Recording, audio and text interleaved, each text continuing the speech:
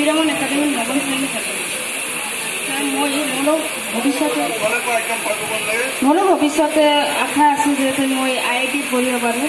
তাৰপিছত মোৰ এটা প্ৰশ্ন আছিল, ইঞ্জিনিয়াৰিং কৰিব গ'লে ভাল স্কোপ কি হ'ব? ছাৰ, মোৰ BTech কৰাৰ ইচ্ছা আছে, কিন্তু অসমত বহুতে কয় যে BTechত বেছি স্কোপ নাই।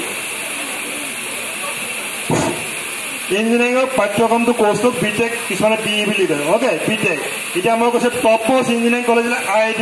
IIT হ'ল গভৰ্ণমেণ্টৰ ইণ্ডিয়াৰ top most engineering college IIT। তাৰ কাৰণে JEE মেইনছ কোৱালিফাই কৰাৰ পিছত এডভান্স নামৰ পৰীক্ষাটো কোৱালিফাই কৰিব লাগিব। এতিয়া এই এণ্ট্ৰেঞ্চ পৰীক্ষাবিলাকত 11-12 বেছ কৰি এণ্ট্ৰেঞ্চৰ কুৱেশ্যন আহে, আনচাৰ কৰিব লাগে। 12 পৰীক্ষাটো অকল 12 বেছ কৰি আহে, আৰু এই কম্পিটিটিভ এক্সামবিলাকত কোনো কুৱেশ্যন ৰিপিট নহয়। গতিকে 11-12 ফিজিক্স, কেমেষ্ট্ৰি, মেথামেটিক্স ফৰ্চি মাৰি পঢ়িব লাগিব। প্ৰথমতে চিলেবাছখন সংগ্ৰহ কৰিব লাগিব, আৰু কম্পিটিটিভ এক্সামবিলাকত 100 নম্বৰ কৰিম বুলি পঢ়িব নালাগে।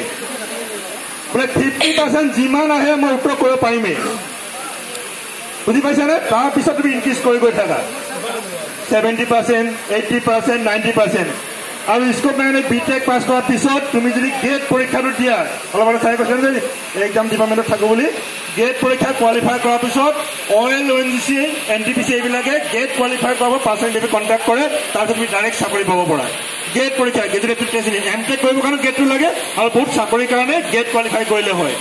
AEC পঢ়িলেও লাগিব, NIT পঢ়িলেও গেট কোৱালিফাই কৰাৰ পিছতে তুমি ONGC, NTPC এইবিলাকত গেজেট ট্ৰেইনিং কাৰণে গেট কোৱালিফাই কৰিব লাগে। গতিকে য'তে পঢ়া ভালদৰে পঢ়িলে সকলোৰে কৰ্মসংস্থাপনৰ সুবিধা আছে, তুমি সেইটো চিন্তা কৰা। প্ৰথম কাৰণ হ'ল প্ৰথমতে পঢ়াটো আৰম্ভ কৰা, তাৰপিছত আহিব চাকৰি কথাটো।